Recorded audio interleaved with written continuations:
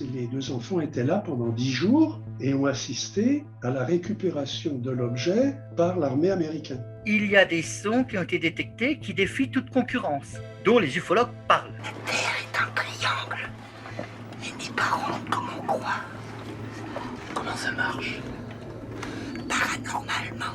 Bonjour à vous voyageurs, cela faisait très longtemps que je voulais vous refaire un sujet sur les ovnis, alors j'ai relancé des recherches. Et aujourd'hui, je suis sûre d'une chose, on nous ment.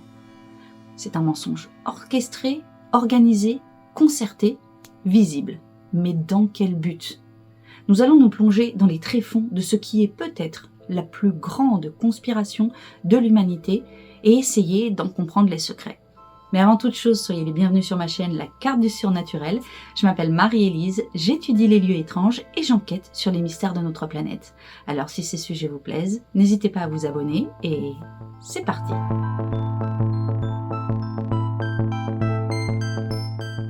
Alors en introduction, on va d'abord refaire un petit historique de l'histoire des ovnis. Parce que les ovnis, ça ne commence pas en 1947 avec Roswell.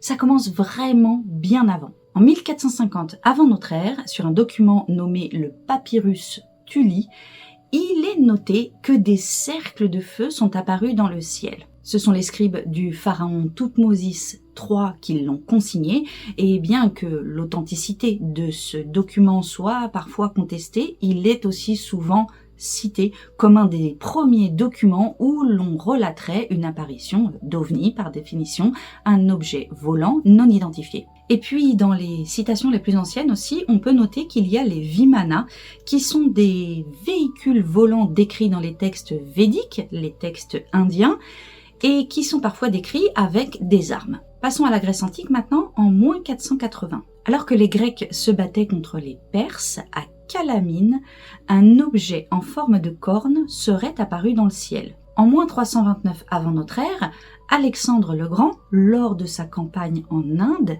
décrit avoir aperçu des boucliers volants dans le ciel, boucliers qui auraient effrayé ses éléphants de guerre et perturbé ses troupes. En moins 217, c'est à Harpie en Italie qu'à nouveau des sortes de boucliers volants de couleur argentée sont apparus dans le ciel, et ça, ce sont les chroniques romaines qui le consignent en fait. Passons maintenant au Moyen-Âge. En 776, lors du siège de Sigisburg, en Allemagne, des objets lumineux seraient apparus dans le ciel, effrayant les assaillants. En 1492, cette fois, c'est Christophe Colomb qui décrit une apparition dans le ciel absolument inexpliquée selon lui. Alors qu'il traverse l'Atlantique, il consigne avoir vu une lumière dans le ciel qui apparaissait et disparaissait, montait et descendait à l'horizon. Il précise qu'il y a vu là la proximité possible des terres où il allait arriver, mais aujourd'hui on n'a pas d'explication claire sur ce phénomène. 14 avril 1561 à Nuremberg en Allemagne, une bataille céleste est décrite. Cette bataille aurait eu lieu entre d'un côté des objets cylindriques et de l'autre des objets sphériques, et il y a même une fresque qui est dédiée à cette observation. Le 7 août 1566, à Bâle, en Suisse, d'après les observateurs, des sphères noires semblant s'affronter ont été aperçues dans le ciel. Il y a d'ailleurs des gravures contemporaines qui relatent cet événement. Et en parlant de gravure, il y a aussi plusieurs tableaux qui semblent montrer des objets dans le ciel en arrière-plan. Ces tableaux, ce sont par exemple la crucifixion de Visoki Decani et la Vierge avec l'enfant et Saint Jean de Sebastiano Mainardi. Et puis bien sûr, il y a les témoignages un peu plus modernes. Par exemple, en 1947, Kenneth Arnold affirme avoir vu 9 objets volants en forme de croissant se déplaçant à grande vitesse près du mont Rainier dans l'état de Washington. Il était pilote privé et son observation fut celle qui popularisa le terme de soucoupe volante. Et puis là on arrive à l'événement du 8 juillet 1947, le fameux Roswell, où un engin volant se serait écrasé au Nouveau-Mexique.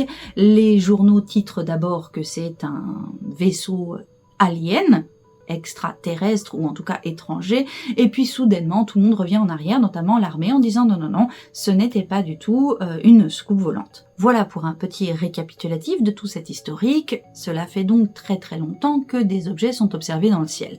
Mais maintenant nous allons nous pencher sur le narratif OVNI contemporain.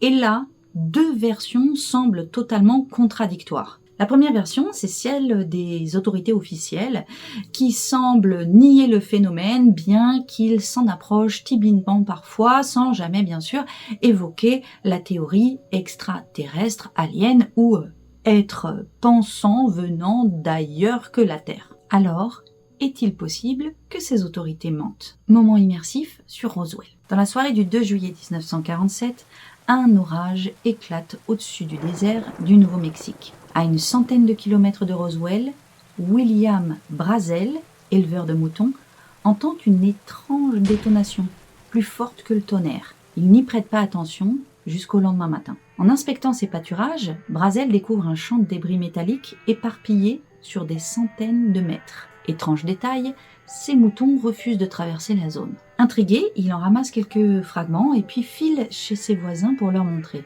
Même les plus sceptiques avouent que ces morceaux n'ont visiblement rien d'ordinaire. La nouvelle se propage très vite dans la région. Le 6 juillet, Brazel alerte le shérif local qui contacte la base militaire de Roswell.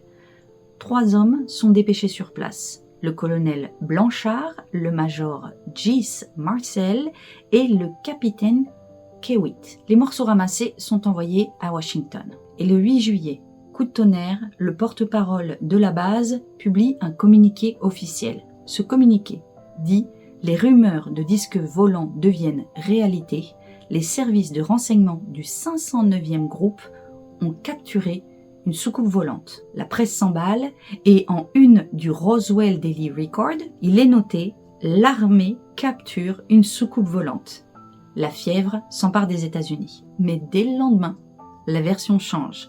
Ce n'était qu'un ballon météo, dit l'armée, un simple malentendu, et les débris, classés, disparus, silencés. L'affaire se transforme très vite en spectacle, on montre des photos de ballons sondes, et la presse, qui alors au démarrage était assez enjouée à l'idée que cela puisse être un engin extraterrestre, se met très rapidement à décrédibiliser l'affaire. Et cette décrédibilisation, cette campagne de dénigrement ou de ridiculisation, si on préfère, continue encore de nos jours, puisqu'un article récent de Ouest France écrit, et je cite, « Les partisans de la théorie du complot ont conclu qu'un vaisseau extraterrestre s'était écrasé du côté de Roswell.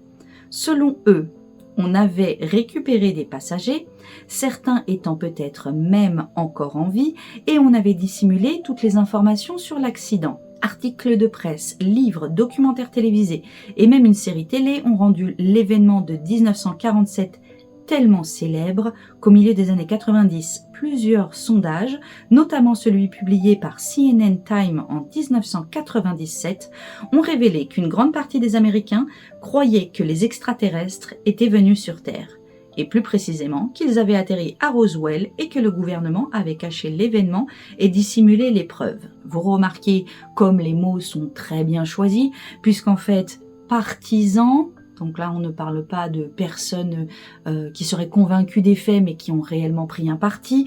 Théorie du complot, on conclut, donc ça veut dire qu'on a directement tiré des conclusions de quelque chose.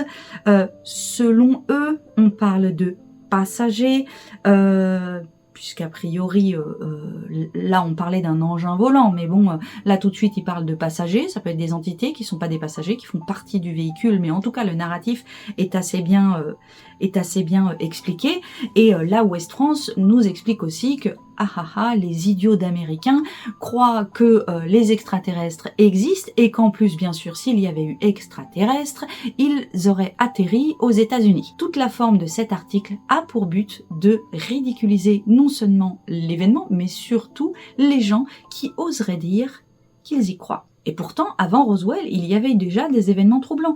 Alors on parle notamment de la bataille de Los Angeles en 1942, où là, dans la nuit du 24 au 25 février, des objets volants ont été vus environ à 190 km au large de Los Angeles. C'était à 2h du matin. À 3h16, la défense aérienne a pris le relais sur l'information, a envoyé des avions pour essayer de comprendre ce qu'il se passait. Ils ouvrirent le feu. Plus de 1400 obus furent tirés, illuminant le ciel de projecteurs et de détonations. Donc on est en plein au milieu de la guerre, donc les habitants étaient extrêmement effrayés, croyant à une attaque, notamment une attaque japonaise en plein milieu de la nuit. Et au lever du jour, aucune trace d'avion abattu ou de débris ne fut trouvée. Alors la secrétaire à la marine déclara qu'il s'agissait d'une fausse alerte liée un peu à la panique en ces temps de guerre et donc ces temps de stress intense. Mais donc c'était déjà avant Roswell, 1942, il y avait eu déjà des apparitions de lumière ou de véhicules au-dessus de l'eau au large de Los Angeles et tout le monde avait finalement pris peur, l'armée l'ayant pris extrêmement au sérieux. D'ailleurs, on peut se demander comment des avions ont pu tirer des obus, 1400 obus, sur uniquement des lumières. Bon, écoutez, on continue. En 1997, il y a eu les fameuses lumières de Phoenix. Et là, on passe à un niveau de déni, puisqu'en fait, lorsqu'il y a eu cette affaire des lumières de Phoenix, le gouverneur de l'Arizona, Fife Symington, a organisé une conférence de presse assez burlesque où il a fait venir un de ses collaborateurs déguisé en extraterrestre, en tout cas avec un énorme masque, une tête d'extraterrestre. Tout le monde a ri, la presse était là, il a enlevé la tête, le masque en fait finalement, et ça a été montré comme quelque chose pour vraiment moquer ceux qui pouvaient y croire. Et pourtant, sur cette affaire de lumière, il y avait plusieurs milliers de témoins, des officiers de police, des militaires, des civils. Et là, le plus étrange dans toute cette histoire, c'est que ce fameux gouverneur, nommé Symington, a reconnu publiquement, des années plus tard, qu'il avait lui-même vu l'objet ce jour-là, qu'il avait trouvé un, selon ses termes, autre mondien, qui peut être la définition littérale de alien, et qu'il avait regretté avoir participé à la moquerie médiatique. Et ça, c'est uniquement pour les États-Unis. Mais en fait, des observations, il y en a eu dans plein de pays. En France, nous avons la fameuse histoire de Trans en Provence en 1981, où un agriculteur a observé un objet volant non identifié atterrir dans son champ. Donc là, il y a eu une enquête du GEPAN et on n'a jamais compris ce qu'il avait vraiment vu, puisqu'il y avait notamment des traces au sol. C'est une enquête, c'est une histoire extrêmement connue dans l'ufologie française. Il y a aussi l'affaire de Valençol en 1965, où Maurice Masse, un cultivateur, a rapporté avoir vu un engin atterrir et cette fois 2 êtres humanoïdes en sortir. Il a été temporairement paralysé par un rayon émis par l'un de ces êtres et des traces au sol ont été constatées sur les lieux là aussi. Au Brésil, en 1996, il y a l'événement de Varginha, où les habitants de Varginha ont affirmé avoir vu une créature étrange et un ovni. Là, des rumeurs ont circulé comme quoi les autorités brésiliennes auraient capturé une entité. En 1977, il y a eu l'opération Prato au Brésil. Là, ce sont carrément des attaques venues du ciel qui auraient causé des blessures, en fait, des brûlures à la population. L'armée brésilienne a lancé une enquête qui est restée secrète, cette enquête ayant été appelée l'opération Prato. Passons maintenant à la Russie. En 1989, à Voronezh, des enfants ont rapporté avoir vu un objet volant atterrir dans un parc, d'où sont sortis des êtres humanoïdes. En 1986, il y a un objet lumineux qui s'est écrasé sur une montagne. Des matériaux inhabituels ont été récupérés sur le site, suscitant des spéculations sur une origine extraterrestre. Cette affaire s'appelle Hauteur 611. L'Inde n'est pas en reste lorsqu'il s'agit d'apparitions d'ovnis, d'objets volants non identifiés. 2013, à Ladakh, des troupes de l'armée indienne ont observé des objets volants non identifiés près de la frontière avec la Chine. Il y a eu là aussi des enquêtes militaires pour essayer de trouver l'origine exacte de cette affaire. En 2023, à Impal, des objets volants non identifiés ont été signalés près de l'aéroport, entraînant le déploiement de chasseurs Rafale pour les intercepter. En Afrique, bien sûr, il y a eu l'incroyable affaire de l'école Ariel en 94 au Zimbabwe, où là, on a 30 ou 40 enfants quand même qui ont un récit cohérent qu'ils ont tenu jusqu'à aujourd'hui, soit plus de 30 ans, concernant l'atterrissage d'un engin dont sont sortis des êtres possiblement extraterrestres. Et puis il y a aussi, concernant la Belgique, on sait qu'on a pas mal de personnes qui regardent la chaîne et qui viennent de Belgique, on vous salue. Il y a eu la vague d'OVNI qui a duré de 1989 à 1991. Les rapports sont très nombreux, d'ailleurs si vous voulez en retrouver plusieurs et assez bien documentés, vous pouvez aller sur le site de l'application qui s'appelle Enigma Labs, qui est une application qui permet à tout le monde de rapporter des observations d'OVNI, et notamment de mettre à la fois des témoignages audio mais aussi des témoignages vidéo, et donc là vous avez une page complète, toute une section de ce site qui est dédiée à déclassifier, enfin en tout cas à montrer les témoignages qui ont été faits. Alors bien sûr tous ces événements ne sont pas passés inaperçus et les gouvernements ont enquêté dessus. Alors qu'ont-ils à nous dire à ce sujet? Commençons par le projet Blue Book qui a été mené de 1952 à 1969 par l'US Air Force. Donc dans le cadre du projet Blue Book, il y a eu 12 617 cas étudiés et 701 cas qui n'ont pas du tout été expliqués. Le but du projet Blue Book était double, en fait, c'était de voir si ces objets volants non identifiés constituaient une menace pour la sécurité nationale, et 2, c'était de collecter toutes les données disponibles et de les analyser de façon la plus scientifique possible. Mais en réalité, le but principal semble avoir été la démystification systématique. Le directeur le plus connu, le capitaine Edward G. Ruppelt, a déclaré que la plupart des cas étaient expliqués un peu rapidement, parfois même sans enquête sérieuse, et c'est lui qui a inventé le terme UFO pour remplacer le terme Flying Saucer, c'est-à-dire soucoupe volante, jugé trop sensationnaliste. Parmi les cas étudiés par le projet Blue Book,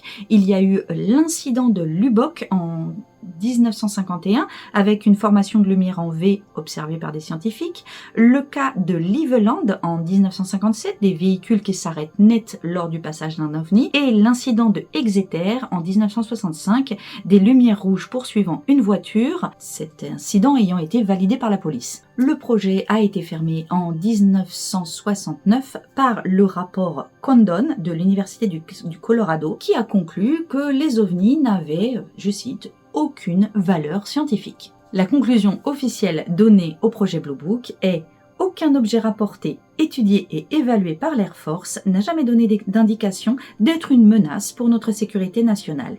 Il n'existe aucune preuve que les observations classées comme non identifiées soient des véhicules extraterrestres. » Sauf que certaines personnes pensent qu'en fait le projet Blue Book n'a jamais vraiment été refermé, que des investigations secrètes ont été continuées par la suite sous différents acronymes, notamment AATIP, AAWSAP. Alors ça a été révélé dans les années 2010. Et puis en France, on a un cas unique pour étudier les ovnis, et ça s'appelle le GEPAN. Le GEPAN, c'est le groupe d'études et d'informations sur les phénomènes aérospatiaux non identifiés. Il est rattaché au CNES, le Centre national d'études spatiales, et il a été créé en 1977. Il est basé à Toulouse et son but c'est d'étudier les phénomènes aériens non identifiés. Alors, il faut savoir que le GEPAN c'est un cas assez rare, c'est un bureau d'études assez rare dans le monde de l'ufologie et spécifiquement français. Alors sa mission au GEPAN c'est de recevoir, archiver et enquêter sur les témoignages d'OVNI, dans ce cadre appelé PAN pour phénomènes aérospatiaux non identifiés. Le GEPAN travaille en lien avec la gendarmerie, l'aviation civile, la météo et les experts en optique, astrophysique ou géophysique. Il classe les événements selon 4 catégories. Catégorie A, identifié sans doute. Catégorie B, probablement identifié. Catégorie C, données insuffisantes. Et catégorie D, non identifié malgré les analyses. Alors, dans le cadre du GEPAN, il y a eu plus de 3000 cas répertoriés et étudiés depuis sa création. Il y a environ entre 3 et 5% des cas qui restent complètement inexpliqués, qui sont donc en catégorie D. Et tous les cas sont consultables en ligne sur le site gepan.fr. Un des cas les plus connus étudiés par le GEPAN, c'est celui de Trans en Provence en 1981, dont j'ai parlé juste précédemment. À ce jour, il est classifié D, et puis il y en a plein d'autres. Le GEPAN, à ce titre, est assez unique en son genre, puisqu'en fait, cela montre une forme de transparence des autorités françaises concernant ces événements, et notamment même concernant les événements qui, entre guillemets, posent problème, ces fameux 3 à 5% de cas que l'on ne comprend pas. Alors, le GEPAN admet-il l'existence des ovnis?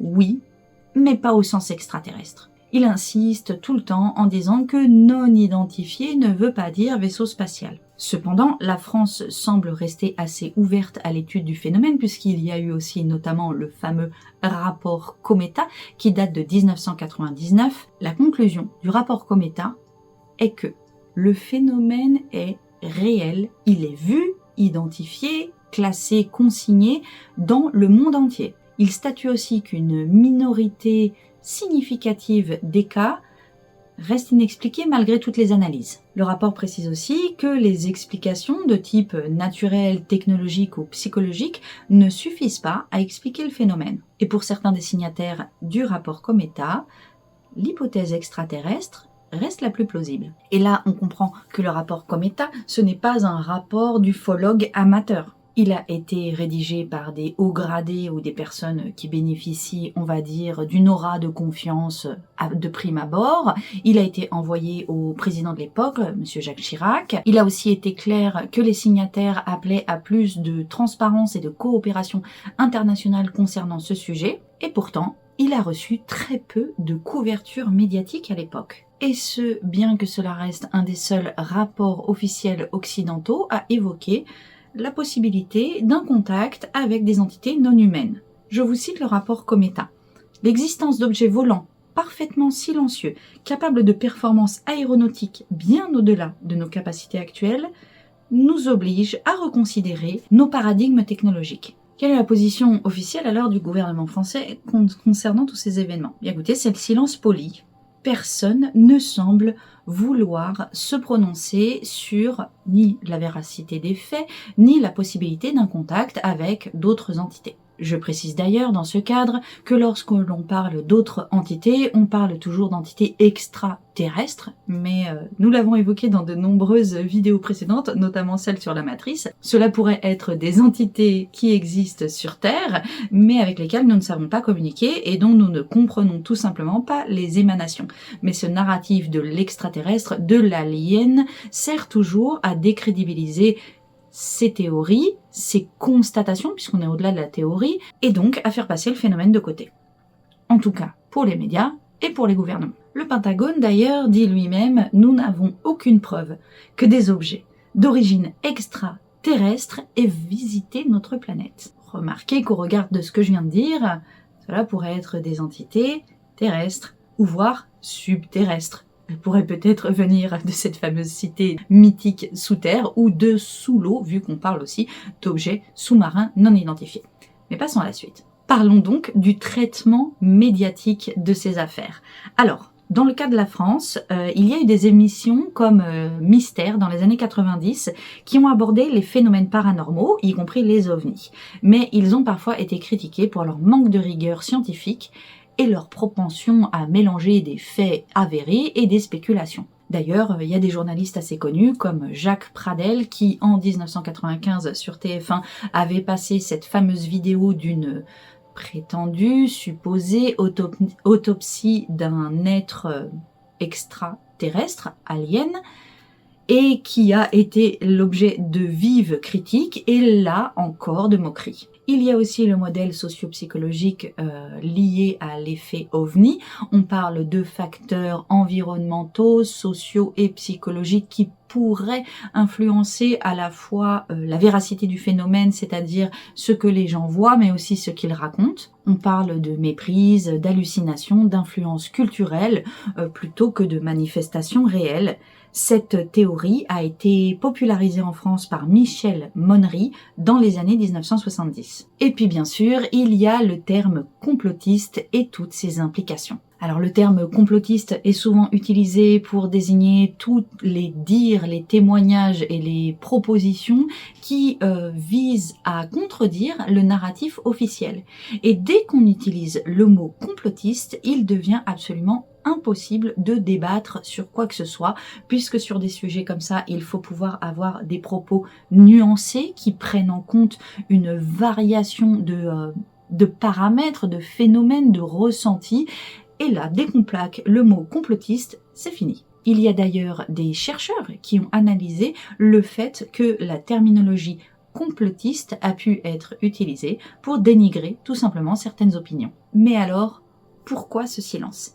Certaines personnes pensent que les gouvernements, les scientifiques, les autorités officielles n'en parlent pas parce qu'ils ont peur. Ils ont peur des implications, ils ont peur d'une panique généralisée, ils ont peur d'un choc culturel et potentiellement de l'effondrement de certaines croyances. Mais selon d'autres personnes, ce n'est pas la peur qui motive le silence, mais l'intérêt. Des figures majeures de l'ufologie, comme Stephen Greer ou Richard Dolan, parlent de ce qu'ils appellent le Truth Embargo, qui serait un embargo sur la vérité géré de manière intentionnelle afin finalement de garder une forme de pouvoir. Et ce pouvoir, ça serait à la fois celui de contrôler les technologies récupérées. Eux parlent de propulsion, d'énergie, de camouflage, mais aussi de maintenir une supériorité militaire, c'est-à-dire stratégiquement et économiquement, si des vaisseaux extraterrestres ou en tout cas avec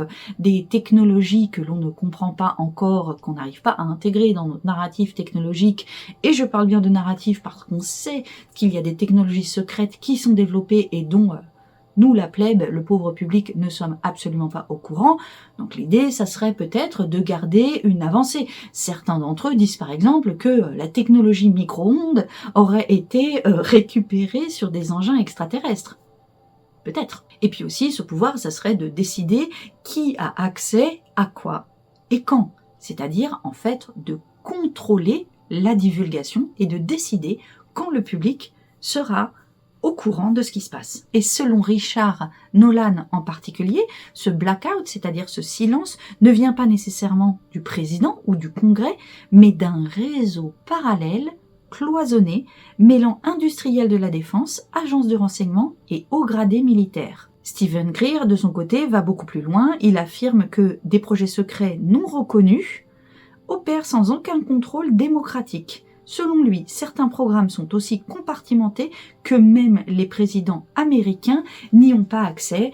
Là, pour ceux qui sont un petit peu renseignés, on parle des black budgets, c'est-à-dire les budgets noirs, des centaines de milliers de dollars qui auraient disparu, qui auraient été dépensés peut-être dans la défense, mais à vrai dire, il y a des études qui ont été faites pour montrer qu'on ne sait absolument pas comment cet argent a été dépensé. Selon Stephen Greer, ça serait parti dans ce genre de projet secret. Et d'ailleurs, Stephen Greer, dans son documentaire Unacknowledged, dit « Ce que vous voyez dans les médias n'est pas un déni accidentel, c'est un rideau de fumée soigneusement entretenu. » Et dans cette optique donc, le silence n'est pas un oubli. C'est une stratégie de communication inversée. Plus vous niez, plus vous contrôlez. Et si quelqu'un parle, il ne reste plus qu'à l'isoler, le ridiculiser ou dire tout simplement qu'il a lu trop de science-fiction. Jusque-là, le narratif est assez clair.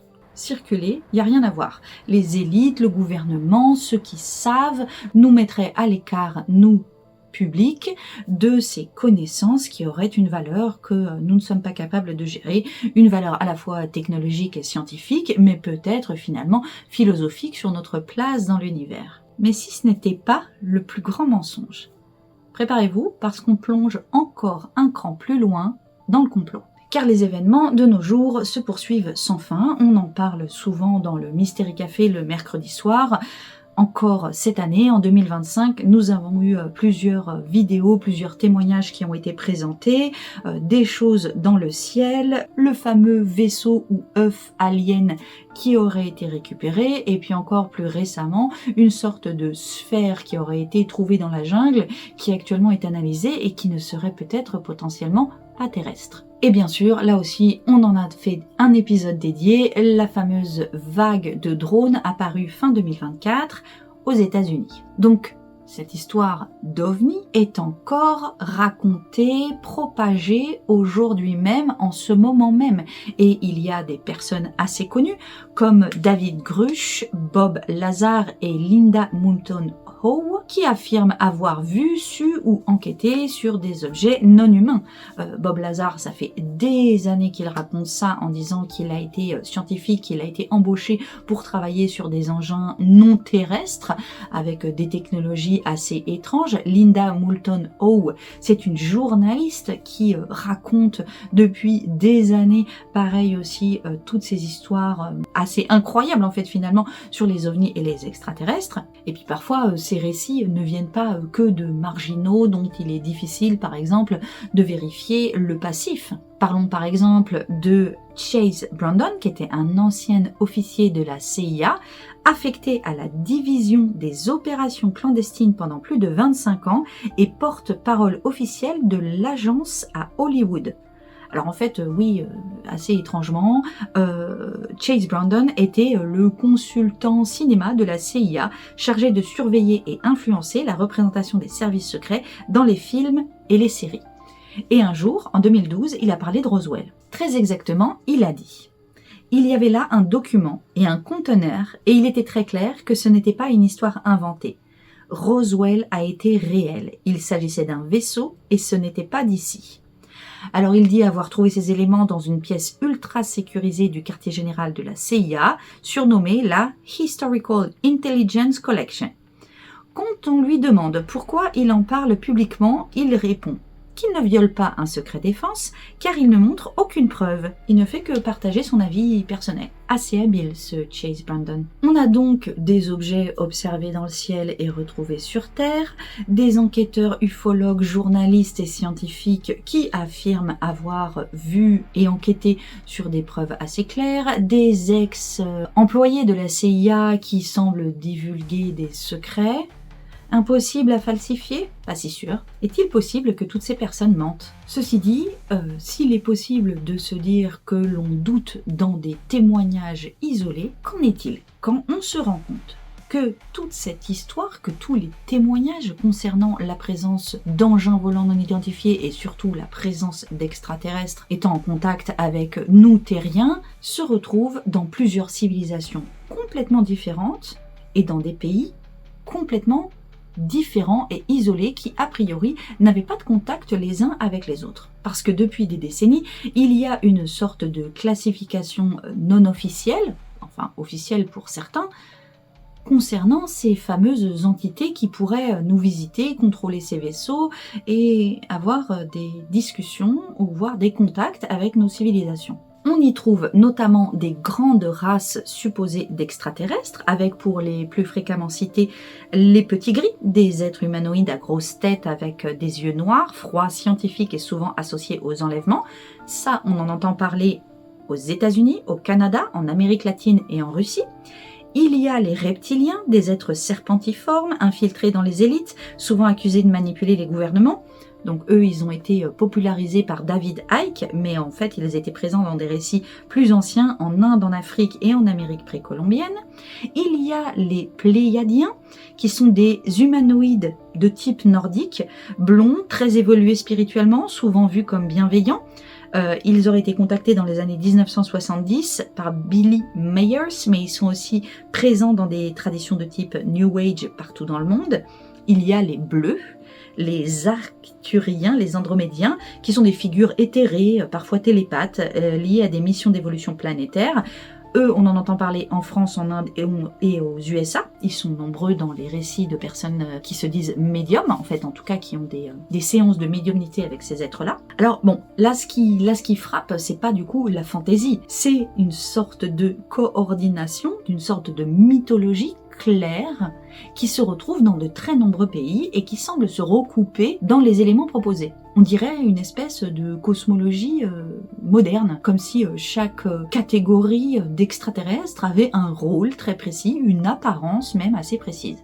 C'est troublant finalement. Puis surtout, ces témoignages précèdent Internet. Donc il est difficile d'imaginer cette sorte de phénomène de mimétisme qu'on voit aujourd'hui grâce aux réseaux sociaux. Et certains contactés, c'est-à-dire des personnes humaines contactées par ces entités, semblent avoir des discours très précis et concordants. Et moi je me pose la question, mais comment est-il tout simplement possible que tout le monde se coordonne ainsi?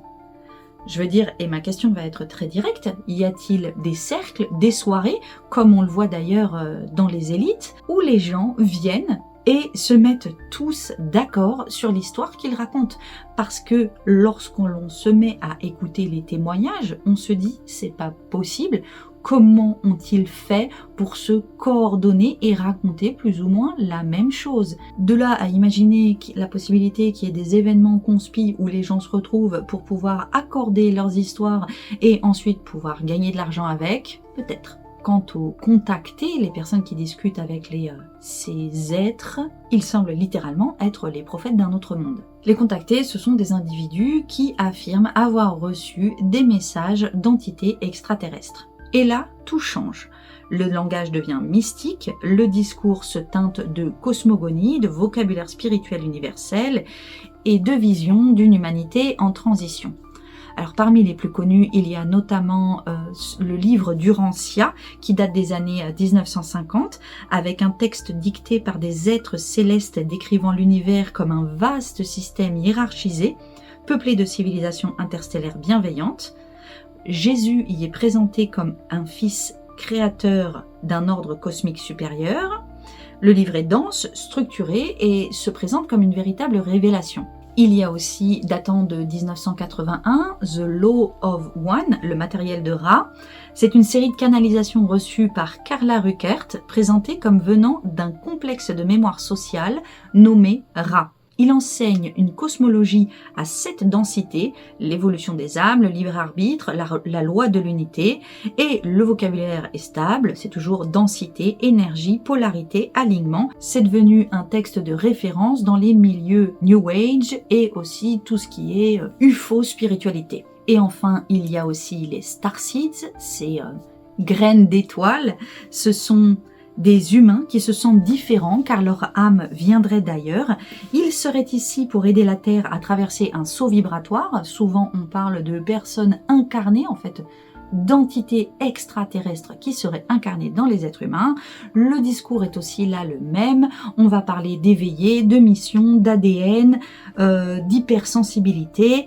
Et puis on les retrouve dans des forums, dans des vidéos, dans des retraites chamaniques et finalement dans toutes les langues. Et là, ce qui est troublant, c'est qu'on a quand même une sorte d'uniformité du lexique finalement. On va parler de vibration, d'ascension, de densité, de loi du libre arbitre, d'éveil planétaire et de mission d'âme. Alors là, du coup, on n'est plus seulement sur de l'ufologie, on est sur une forme de religion sans nom, en construction et avec des sortes de dieux post-modernes. Et pourquoi la même mythologie se construit presque spontanément?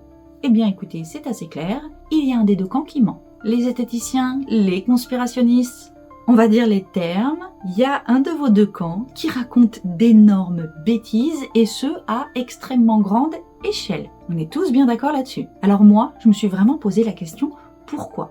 Et donc, j'ai essayé de creuser encore un peu. Connaissez-vous Richard Doty?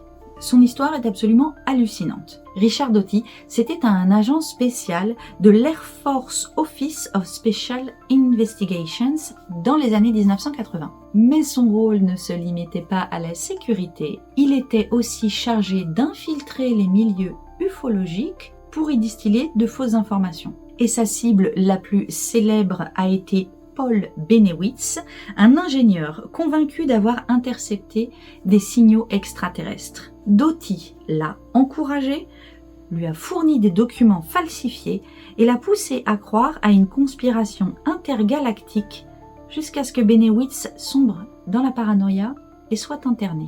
Résultat, les ufologues doutent de tout et même des membres de leur propre rang. Et ça, c'est une technique classique de guerre psychologique. Créer de faux documents top secrets, laisser fuiter volontairement certaines informations, encourager certains témoins en discréditant d'autres et inonder le récit d'éléments contradictoires. Ce n'est plus une enquête, c'est un labyrinthe construit exprès dont les protagonistes sont utilisés comme des pions. Parfois ils sont sincères, parfois ils sont manipulés. Et là, on peut imaginer que cela soit une manipulation stratégique parfaitement ancrée dans le réel. Parce que depuis la guerre froide, l'armée américaine a utilisé le phénomène OVNI pour en fait cacher ses propres essais technologiques. Les cas les plus emblématiques dans ce genre sont notamment les U-2 et les SR-71 Blackbird. Donc on sait que c'est des avions de reconnaissance qui volaient bien plus haut que tout ce que le public connaissait dans les années 50-60. Résultat, de nombreux pilotes civils ont signalé des objets brillants, silencieux, à haute altitude. Le gouvernement a laissé planer le doute plutôt que d'admettre l'existence de ces programmes secrets. Il y a aussi bien évidemment la zone 51, avec le développement du F-117 Nighthawk, qui est un avion furtif, et autres prototypes, qui s'est fait dans un flou narratif volontairement nimbé d'affaires d'OVNI, et donc le mystère servait à détourner l'attention des vrais tests d'armement. Il y a eu aussi les drones expérimentaux. Certains témoins décrivent des objets triangulaires, lumineux, silencieux, donc certains chercheurs de programmes comme le TR-3B Astra, un engin top secret jamais officiellement reconnu, précise qu'il aurait été utilisé pour des missions d'observation à haute altitude. Il y a un ancien analyste du renseignement qui disait « Laisser croire à des ovnis, c'est parfois plus pratique que dire la vérité ». Résultat, les vrais témoins sont noyés dans une mer de récits absurdes, les journalistes hésitent à enquêter et les projets militaires restent invisibles. Utiliser le fantastique pour couvrir le réel, c'est une tactique qui marche à merveille depuis les années 70. Et ça expliquerait pourquoi aucun camp ne gagne dans ce débat. Parce qu'en fait, ce n'est pas un débat, c'est un brouillard. Alors et maintenant, qui croire ? D'un côté, un silence bien organisé. De l'autre, des récits trop bien accordés. Entre les deux, des agents, des fuites, des illusions et des vérités entremêlées. Et une conclusion vertigineuse, à force de tout rendre incertain, le jour où la vérité éclatera, personne ne la croira. Et vous, est-ce que vous avez déjà vu des ovnis ? N'hésitez pas à me le raconter dans les commentaires, vous savez combien j'aime entendre vos histoires incroyables. Si vous avez appris quelque chose dans cette vidéo, n'hésitez pas à appuyer sur le bouton like et à vous abonner. Sachez aussi que si vous voulez aller plus loin, vous pouvez devenir membre. J'y poste des vidéos exclusives, mais aussi des sources de documentation qui viennent compléter mes sujets, afin que vous puissiez vous aussi enquêter sur tous ces phénomènes étranges. Moi maintenant, je vais aller enquêter sur le bouton like qui a disparu depuis que j'ai vu une sorte de soucoupe passer et qu'une lumière étrange est apparue dans le ciel. Je vous laisse ici et là, comme d'habitude, des playlists pour continuer d'enquêter avec moi sur les mystères de notre planète. D'ici à la prochaine, portez-vous bien. Et moi je vous dis ciao. Ouf, attends que je bois. Mon Dieu, comme j'espère que ça enregistre.